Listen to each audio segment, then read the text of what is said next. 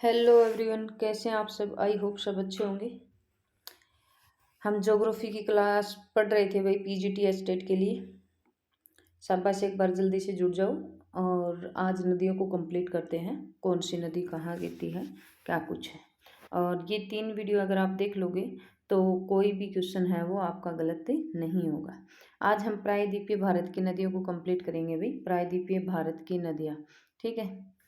प्रायद्वीपीय भारत किसको बोला जाता है, बेरा होगा, है ना। किसको, भारत का दक्षिणी जो भाग है ये वाला सारा एरिया क्या कहलाता है, प्रायद्वीपीय भाग कहलाता है भाई। अब इसको प्रायद्वीप क्यों कहा जाता है, क्योंकि इसके क्या है, इसके यानी कि 3 तरफ जल है, और जिस भी भाग के 3 तरफ जल होता है उसको किस नाम से जानते हैं, प्रायद्वीप कहा जाता है। ठीक है। अब देखो, एक बार क्लास को देखने से पहले जल्दी से लाइक कर दें और ज़्यादा से ज़्यादा शेयर कर दें भी। और फर्स्ट टाइम कोई भी अपनी क्लास देखा है प्लीज़ चैनल सब्सक्राइब ज़रूर कर लें। देखिए, सबसे एक बात मैं और बता देती हूँ आपको यहीं पर ही।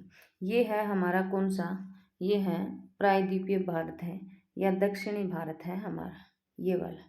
ठीक है। अब दक्षिण भारत की नदियों को 2 भागों में बांट रखा है। एक तो कौन सी, एक इस एरिया से निकलने वाली और कहाँ पर गिरने वाली, इस भाग में गिरने वाली। एक कौन सी, एक यहाँ से निकल करके इस भाग में गिरने वाली, यानी कि बंगाल की खाड़ी में गिरने वाली नदी, और दूसरी कौन सी, अरब सागर में गिरने वाली नदी। ठीक है। इसी आधार पर क्या है, यानी कि इस पश्चिमी घाट के आधार पर भी 2 भागों में डिवाइड कर रखा है। एक तो कौन सा, यानी कि पश्चिमी घाट है ना, इस पश्चिमी घाट का ये जो ऊपरी भाग है इसको सह्याद्री कहा जाता है। ठीक है। क्या कहते हैं इसे, सह्याद्री, सह्याद्री कहा जाता है। तो इस सह्याद्री से भी नदी निकलती है, और नीचे वाला जो पार्ट है कौन सा, पश्चिमी घाट, यहाँ से भी नदी निकलती है। तो इस कारण से सह्याद्री से निकलने वाली नदी और पश्चिमी घाट से निकलने वाली नदियाँ इस तरीके से भी क्या है, ये डिवाइड कर रखी हैं भाई। ठीक है। अब सबसे पहले पढ़ते हैं हम कौन सी, यानी कि बंगाल की खाड़ी के अंदर गिरने वाली नदियाँ। देखो, सबसे पहले नदी आती है कौन सी, महानदी। महानदी है ना, मोस्ट इम्पोर्टेंट है भाई। और महानदी क्यों इम्पोर्टेंट है, क्या रीजन है, देखो, यानी कि एक भाग आता है, एक पहाड़ी आती है, ये मान लो मध्य प्रदेश छत्तीसगढ़ के अंदर फैली हुई है एक पहाड़ी, जे एक पठार जिसको बोला जाता है मैकाल का पठार या मालवा का पठार। ठीक है। इस मालवा के पठार की एक ऊंची चोटी आती है यहाँ पर, और इस ऊंची चोटी का नाम क्या है, इसका नाम है अमरकंटक। ठीक है। क्या नाम है भाई इसका, अमरकंटक इसका नाम है। तो इस अमरकंटक से है ना, इस वाले एरिया से 3 नदी निकलती हैं, और तीनों 3 दिशाओं में चली जाती हैं।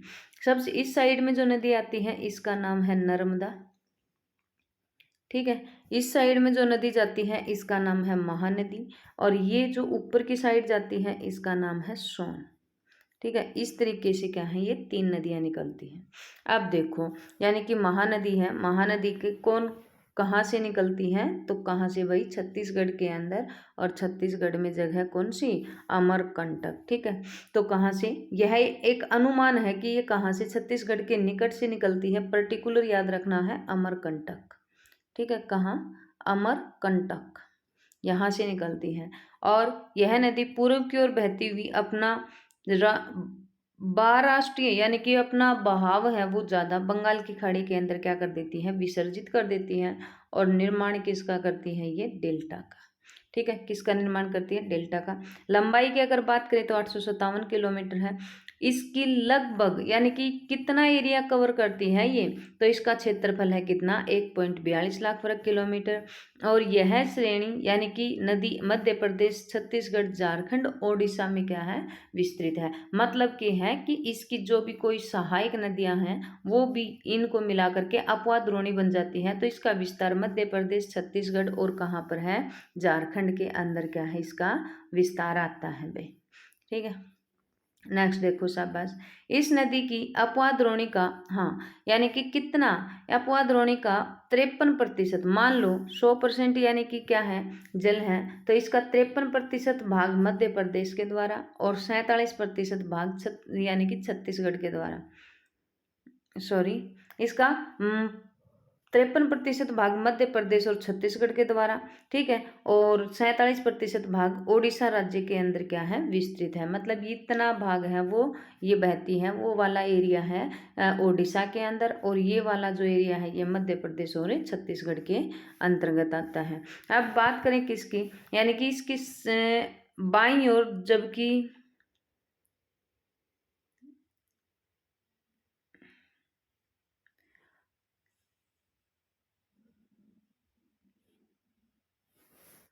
इसकी कुछ सहायक नदियाँ आती हैं भाई, और इसकी सहायक नदी कौन कौन सी हैं, तो इसकी मेन जो सहायक है लोक, लोंग और तेल, ठीक है, इसकी क्या है, सहायक नदियाँ आती हैं भाई।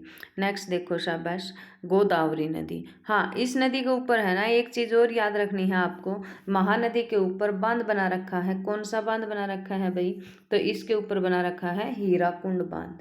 हीरा कुंड ये है ना, ये बांध मैं आपको अलग से करवाऊंगी अच्छे से, हीराकुंड बांध। और अगर बात करें हीराकुंड बांध है ये भारत का क्या है, सबसे बड़ा बांध है। भारत का सबसे बड़ा बांध कौन सा है, तो हीराकुंड बांध ही है। अगर बात करें कौन सी नदी के ऊपर है, तो ये छत्तीसगढ़ के अंदर और ओडिशा के अंदर, छत्तीसगढ़ के अंदर बहने वाली नदी, ओडिशा के अंदर हीराकुंड बांध कौन सी नदी पर है, महानदी पर है भाई। नेक्स्ट क्वेश्चन देखो शाबाश। नेक्स्ट नदी आती है कौन सी, गोदावरी नदी। गोदावरी नदी दक्षिण भारत की क्या है, सबसे बड़ी नदी है भाई, ठीक है। और गोदावरी नदी को किस नाम से जानते हैं, दक्षिण गंगा या बूढ़ी गंगा कहा जाता है। इसको क्या कहते हैं, बूढ़ी गंगा। प्रायद्वीपीय भारत का सबसे बड़ा नदी तंत्र है ये। निकलती कहाँ से है, ठीक है, ये कौन से एरिया से निकलती है, तो ये निकलती है इस वाले भाग में, और ये वाला भाग कौन सा, महाराष्ट्र के नासिक जिले में, ठीक है, महाराष्ट्र का नासिक जिला। और नासिक जिले के अंदर भी पर्टिकुलर स्थान याद रखना है, त्र्यंबक।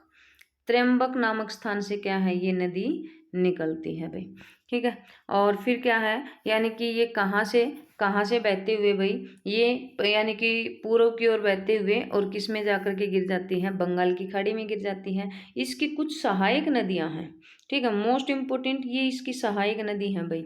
सबसे पहले आती है वरपूर्णा, ठीक है, मीरावरना, इटावा, संयुक्त रूप से, और ताल आदि क्या है, इसकी सहायक नदियां हैं। इसकी और सहायक मतलब नदी हैं वो कहाँ पर बहती हैं, महाराष्ट्र, मध्य प्रदेश, छत्तीसगढ़, तेलंगाना, आंध्र प्रदेश और तेलंगाना राज्य से होकर के क्या है, ये नदी बहती है भाई, अपनी सहायक नदियों के साथ में। इसकी लंबाई की अगर बात करें तो इसकी लंबाई है कितनी, 1465 किलोमीटर। जल ग्रहण क्षेत्र कितना है, 3.13 लाख वर्ग किलोमीटर। और दक्षिण भारत की, प्रायद्वीपीय भारत की सबसे लंबी और भारत की दूसरी सबसे क्या है, ये लंबी नदी है गोदावरी नदी। घाटी करेला पेट्रोलियम, ठीक है, गोदावरी नदी घाटी है ना, करेला पेट्रोलियम और प्राकृतिक गैस के बहुत सारे भंडार इसके अंदर क्या है, स्थित हैं। और पोंचमवाद और जायकवाड़ी दो परियोजनाएं हैं जल विद्युत, वो दोनों किसके ऊपर हैं, इसी के ऊपर हैं भाई, ठीक है। कौन कौन सी है, एक तो पोंचमपाद और दूसरी कौन सी आती है, जायकवाड़ी। दोनों को याद रखना है, दोनों इसी के ऊपर स्थित हैं, ठीक है। और इसको किस नाम से जानते हैं, इसको दक्षिण गंगा या बूढ़ी गंगा या वृद्ध गंगा के नाम से जानी जाती है। नेक्स्ट देखो कृष्णा नदी। कृष्णा नदी भी कहाँ से निकलती है, तो कृष्णा नदी भी निकलती है महाराष्ट्र के अंदर ही। और महाराष्ट्र में है ना, ये पश्चिमी घाट है, इसका ये वाला पार्ट है, यहाँ पर इस जगह पर एक जगह आती है और उसका नाम है महाबलेश्वर, ठीक है। क्या नाम है भाई, महाबलेश्वर। महाबलेश्वर से क्या है, ये नदी निकलती है। देखो दूसरी क्या है, भारत की सबसे बड़ी नदी, प्रायद्वीपीय भारत की क्या है, ये दूसरी सबसे बड़ी नदी मानी जाती है। इसकी द्रोणी कर महाराष्ट्र, कर्नाटक, आंध्र प्रदेश, मतलब ये महाराष्ट्र, कर्नाटक और आंध्र प्रदेश में बहती है। और कृष्णा नदी महाराष्ट्र के पश्चिम घाट में मार्ग के निकट से निकलती है, महाबलेश्वर से क्या है, ये निकलती है। ये वही महाबलेश्वर है जहाँ पर दक्षिण पश्चिम मानसून जब प्रवेश करता है ना, तो इस एरिया में तो ज़्यादा वर्षा हो जाती है और ये क्या रह जाता है, छाया क्षेत्र रह जाता है भाई, ठीक है। अब देखो इसकी लंबाई की बात करें तो 1400 किलोमीटर। अपुआ क्षेत्र की बात करें 2.59 लाख वर्ग किलोमीटर है। महाराष्ट्र और कर्नाटक, आंध्र प्रदेश, तेलंगाना, इनके अंदर क्या है, ये नदी बहती है भाई। इतना प्रतिशत या लंबाई की बात करें तो इतनी है इसकी, ठीक है। इसकी कुछ सहायक है, मोस्ट मोस्ट इंपोर्टेंट है, कोयना है, तुंगभद्रा है, ये शुंग नहीं है, तुंगभद्रा, ठीक है, तुंगभद्रा, तुंगभद्रा है। और अगर बात करें किसकी भाई, यानी कि मुशी है, भीमा है, घाटप्रभा, मालप्रभा, पंचगंगा, दूधगंगा, इसकी क्या है, मुख्य सहायक नदियां हैं। जल विद्युत परियोजनाओं की दृष्टि से कृष्णा नदी काफी महत्वपूर्ण है। इस नदी पर बांध बना रखा है, ठीक है। कौन कौन से बांध हैं, नागार्जुन बांध और कौन सा है, अलमाटी बांध, दोनों याद रखने हैं। नागार्जुन बांध आंध्र प्रदेश में, अलमाटी बांध कर्नाटक के अंदर है, ठीक है।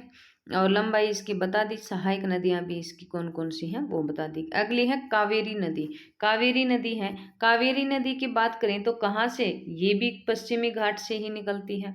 और पश्चिमी घाट कौन सा, कर्नाटक के अंदर, ये वाला जो पार्ट है यहाँ पर कर्नाटक के अंदर से निकलती है। यह नदी कर्नाटक के कोट जिले के ब्रह्मागिरी की पहाड़ी से निकलती है। लंबाई की बात करें 800 किलोमीटर है और 81,155 वर्ग किलोमीटर क्षेत्र में क्या है, ये अपवाहित होती है। यह नदी पहाड़ी से नीचे उतरने के पश्चात कावेरी नदी दक्कन के पठार में प्रवाहित होती है, जहां पर यह शिवम और क्या भाई, श्रीरंगपट्टनम, ठीक है, शिवम और श्रीरंगपट्टनम में क्या है ये, यानी कि द्वीपों का निर्माण किया गया है। मतलब के बताया है इसने कि जहाँ शिवम और श्रीरंगपट्टनम दो द्वीप हैं, वो द्वीप कहाँ पर हैं, तो वो कावेरी नदी के दक्कन के पठार के वाले भाग में ही स्थित है, ठीक है। तो दोनों कमेंट सेशन में बताना है श्रीरंगपट्टनम किस राज्य के अंदर या कौन से अरब सागर में है या ये बंगाल की खाड़ी के अंदर स्थित है, जल्दी से बताइए सब बस भी। वीडियो को एक बार जल्दी से शेयर कर दो। प्रायद्वीपीय भारत की अन्य नदियों की अपेक्षा जल स्तर कम उतार चढ़ाव के कारण क्या है, वर्ष भर नदी बहती रहती है, क्योंकि ऊपरी जलग्रहण क्षेत्र में दक्षिण पश्चिम मानसून, निम्न क्षेत्रों में उत्तर पूर्वी मानसून से वर्षा का जल क्या है, प्राप्त होता रहता है। एक चीज यहाँ पर याद रखनी है कि दक्षिण की जितनी भी नदी है ना, दक्षिण की, तो दक्षिण की नदियां सदाबहार नदी नहीं है भाई, ठीक है, क्या नहीं है ये, सदाबहार नदियां नहीं है। क्यों, क्योंकि इनको हमेशा वर्षा का जल प्राप्त नहीं होता है, इस कारण से। अगली देखो अमरावती नदी, मोस्ट इम्पोर्टेंट है अमरावती भी। यह कावेरी की क्या है, सहायक नदी है और कहाँ से निकलती है, तमिलनाडु और केरल की सीमा पर क्या है, इसका उद्गम होता है। और लंबाई 175 किलोमीटर है। तमिलनाडु में क्या होती है, ये कावेरी में मिल जाती है। और 6,000 एकड़ पर क्या हिस्से सिंचाई की जाती है। अमरावती नदी बेसिन अत्यधिक औद्योगिकीकरण के होने के कारण से क्या है, ये एक प्रदूषित नदी भी मानी जाती है। अगली देखो नर्मदा नदी। हाँ, अब ये नदी है ना, नर्मदा नदी, ये कहाँ गिरने वाली है, अरब सागर के अंदर गिरने वाली नदी है। देखो अरब यानी कि महानदी नर्मदा नदी छत्तीसगढ़ के अंदर मेकाल का पठार और मेकाल के पठार में अमरकंटक के पठार से निकलती है। मेकाल पर्वत है और उसकी ऊंची चोटी है अमरकंटक, वहां से निकलती है, बताया था मैंने। और कौन सी, सतपुड़ा और विंध्याचल दो श्रेणियों के मध्य से बहती है। और यह नदी संगमरमर की चट्टानों में सुंदर महाखंड, महाखंड मतलब गार्ज का निर्माण करती है। और इसी के ऊपर है ना, जबलपुर के निकट धुआंधार क्या है, जलप्रपात बनाती है। मतलब धुआंधार जलप्रपात कौन सी नदी पर है, ये भी पूछ लेते हैं, तो वो नर्मदा नदी पर ही है। और कहाँ, जबलपुर में। अगला देखो, यह नदी क्या है, डेल्टा का निर्माण नहीं करती है। अब डेल्टा का निर्माण नहीं करती है तो किसका निर्माण करती है, ये करती है एस्चुरी का।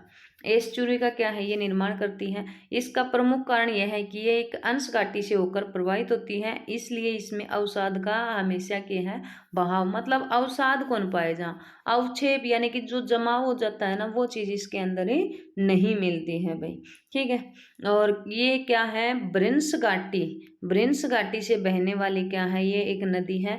और इसकी लंबाई की बात करें तो इसकी लंबाई 1300 किलोमीटर है। और अरब सागर में गिरने वाली दक्षिण भारत की क्या है, ये सबसे लंबी नदी मानी जाती है। अब देखो इसकी दे रखी है यहाँ, नर्मदा नदी 13.12, ये पॉइंट नहीं आएगा बीच में, 1312, 1300 आता है वैसे तो। दूरी करने के बाद बड़ोच के निकट कहाँ पर, खंबात की खाड़ी अरब सागर के अंदर गिर जाती है, ठीक है। और यह 27 किलोमीटर लंबी नाले के रूप में क्या है, ये बहती है। और अरब सागर में गिरने वाली प्रायद्वीपीय भारत की क्या है, ये सबसे लंबी नदी है भाई। अगली नदी आती है ताप्ती नदी। ये भी क्या करती है भाई, एस्चुरी का निर्माण करती है। देखो ताप्ती नदी का उद्गम, ठीक है, और मध्य प्रदेश में मध्य प्रदेश की श्रृंखला में स्थित मुल्ताई मुल्ताई नामक स्थान, ये है ना मध्य प्रदेश के अंदर बैतूल जिले के अंदर से निकलती है भाई ताप्ती नदी। ठीक है, और कौन सी? सतपुड़ा पर्वत श्रेणी में। यह नदी नर्मदा के समानांतर एक अंश, यानी कि एक ही क्या है, नर्मदा, जैसे कि मान लो ये नर्मदा नदी बह रही है, यहाँ एक पर्वत श्रेणी है भाई, और यहाँ एक पर्वत श्रेणी है, ये विंध्याचल पर्वत श्रेणी है, ये सतपुड़ा पर्वत श्रेणी है, तो इनके बीच से लेकिन ये नदी निकलती है इस वाले भाग में बैतूल जिले से, और फिर क्या यहाँ से बहते हुए क्या है, ये नदी अरब सागर में गिरती है। तो किसके समानांतर बहती है ये? नर्मदा नदी के समानांतर। लंबाई इसकी बहुत कम है, कितनी लंबाई आती है भाई? 724 किलोमीटर। और इसका एरिया यानी कि कितने क्षेत्रफल है भाई? 145 वर्ग किलोमीटर, मतलब 65,145 वर्ग किलोमीटर क्या है इसका अपवा क्षेत्र है। ठीक है, और ताप्ती पर भी है ना 2 बांध बना रखे हैं, एक तो उकाई परियोजना है, ये भी सिंचाई के लिए, और एक और आती है कौन सी भाई? ककरा पार परियोजना। दोनों कौन सी पर आती हैं? ककरा पार परियोजना। तो ये दोनों ताप्ती नदी पर ही हैं।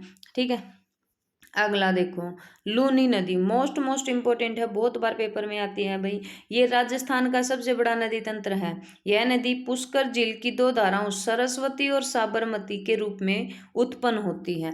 ये पेपर में आया क्वेश्चन है। ठीक है, सरस्वती और साबरमती 2 धाराओं के रूप में क्या है, ये उत्पन्न होती है, और फिर एक धारा के रूप में क्या है, ये क्या बनती है भाई? लूनी बनती है। गोविंदगढ़ के निकट आपस में ये मिल जाती हैं, और यहाँ से यह नदी क्या है, दक्षिण अजमेर के दक्षिण पश्चिम में अरावली की पहाड़ियों से क्या है, ये निकलती है, और तलवाड़ा नाम तक यह पश्चिम दिशा में बहती है। उसके बाद कच्छ के रण में, ठीक है, कच्छ के रण दलदली क्षेत्र में क्या है, ये समाप्त हो जाती है। यानी कि ऐसी कौन सी नदी है जो अंतस्थलीय नदी मानी जाती है? तो अंतस्थलीय जो नदी मानी जाती है वो भी कौन सी है? लूनी नदी ही है, यानी कि स्थलीय भाग में समाप्त होने वाली नदी है। अब इसकी कुछ सहायक नदियां भी पूछ लेते हैं भाई। पापड़, सूनी, रूपेन, सरस्वती, बनास, ये इसकी क्या है, अन्य उदाहरण हैं। और अंतस्थलीय प्रवाह नदी के समुद्र मुहाने तक नहीं पहुंचा पाती हैं, और स्थलीय क्षेत्र में क्या हो जाती हैं, निर्माण यानी कि समाप्त हो जाती हैं। अगली देखो, काली नदी। काली नदी पश्चिम घाट के पर्वतीय क्षेत्र से में स्थित उत्तरी कन्नड़ यानी कि कर्नाटक के डिग्री गांव से निकलती है, और फिर कहाँ जा करके गिरती है भाई? ये अरब सागर में। काली नदी किसकी है? कर्नाटक की है। और मैग्नीज एस्क के खुले यानी कि होने के कारण से, उद्योग वगैरह है ना ज्यादा होने के कारण से क्या है, ये प्रदूषित नदी है। ठीक है, मैग्नीज एस्क के। अगला देखो, अगली है वेदावती। ठीक है, कौन सी है भाई? वेदावती नदी, या हंगरी नदी के नाम से भी जाना जाता है इसको, वेदावी भी बोल सकते हैं इसको। ठीक है, तो तुंगभद्रा की सबसे की सहायक नदी पश्चिम घाट से निकलकर कर्नाटक और आंध्र प्रदेश से बहते हुए, और नुन्ना नवी में क्या है, ये नदी नुगा नवी में मिल जाती है, और इससे वेदावी नदी के नाम से भी जाना जाता है। कोई इंपॉर्टेंट नहीं है ये वाली, वैसे पढ़ लेना। माही नदी इंपॉर्टेंट है भाई। माही नदी क्यों इंपॉर्टेंट है? प्रदेश के उद्गम यानी कि इसका उद्गम तो कहाँ, राजस्थान के अंदर से अंदर है।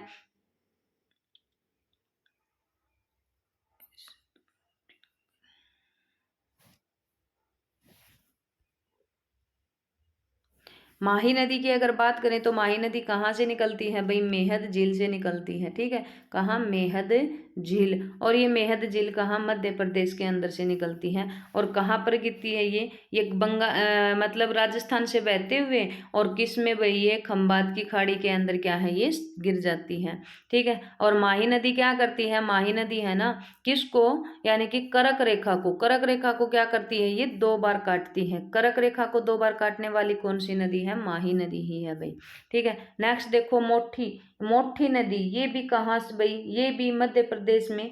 ठीक है, मध्य प्रदेश की कोई एक मौसमी नदी है, इसको भी पढ़ लेना आप एक बार। ठीक है, अगला देखो, शाबाश।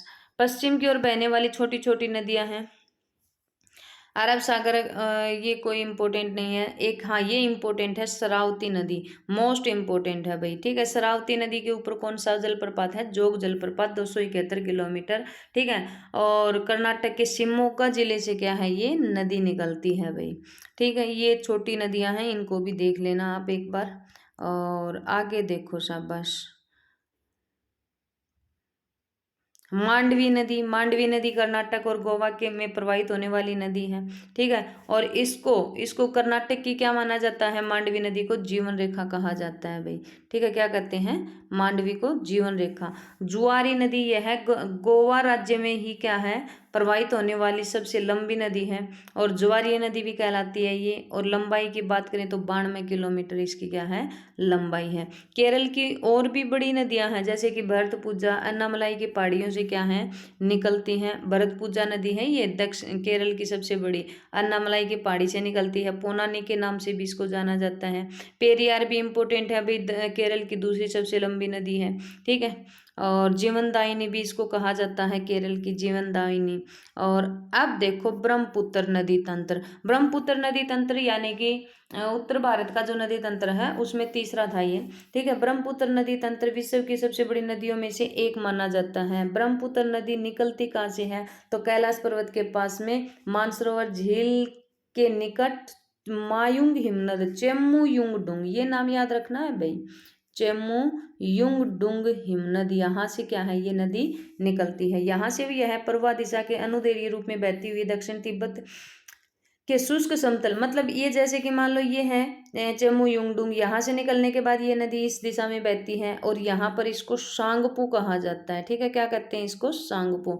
फिर ये नदी भारत में प्रवेश करती है और भारत में इसका अलग नाम होता है भाई, ठीक है। भारत में इसको दिहांग बोला जाता है। क्या कहते हैं इसको, दिहांग, दिहांग के नाम से जानी जाती है। देखो यानी कि कौन सी, ब्रह्मपुत्र नदी। और ब्रह्मपुत्र नदी की अगर बात करें तो कहाँ से निकलती है, चेम्मू युंगडुंग से निकलती है। और फिर क्या है, ये एक अनुदैर्घ्य नदी है, ठीक है। अनुदैर्घ्य के यानी कि अपनी दिशा के अनुसार ही बहना, और मतलब हिमालय से पहले की पूर्ववर्ती नदी भी इसको बोला जाता है। और 1200 किलोमीटर दूरी तय करने के बाद जहाँ इस पर इसको क्या कहते हैं, सांगपो कहा जाता है, ठीक है। शाब्दिक अर्थ क्या होता है इसका, अर्थ शोधक होता है। अब देखो सांगपो नदी की लंबाई सिंधु नदी से क्या है, ज़्यादा है भाई, और अधिक क्या है ये, भारत के अंदर सबसे ज़्यादा बहती है। ब्रह्मपुत्र नदी पूर्व की ओर 1100 किलोमीटर बहने के बाद हिमालय के समानांतर बहते हुए और भारत में क्या है, ये प्रवेश कर जाती है। एक गार्ज भी बनाती है भाई, नामचा बरुआ नामक पर्वत श्रेणी को काट के क्या करती है, ये गार्ज का निर्माण करती है। अरुणाचल प्रदेश में सादिया कस्बे के पश्चिम में यह नदी भारत में प्रवेश करती है, जहाँ इसको क्या कहते हैं, दिहांग बोला जाता है। और इसकी यानी कि कुछ सहायक नदियां भी आती हैं भाई। इसका असम के अंदर देखो दक्षिण पश्चिम दिशा में बहते हुए बाएं तट पर इसकी कुछ सहायक नदियां क्या हैं, आकर के मिल जाती हैं। और जो सहायक नदी हैं वो कौन कौन सी हैं, एक तो कौन सी सहायक नदी आकर के मिलती है भाई, इसमें दिबांग और सियांग और लोहित आकर के मिलती हैं। और यह नदी असम में ब्रह्मपुत्र के असम घाटी में इसको किस नाम से जाना जाता है, ब्रह्मपुत्र के नाम से। आगे यह 750 किलोमीटर असम घाटी में बह करके बांग्लादेश में प्रवेश करती है, जहां पर इसको क्या कहा जाता है, जमुना, जमुना के नाम से जाना जाता है।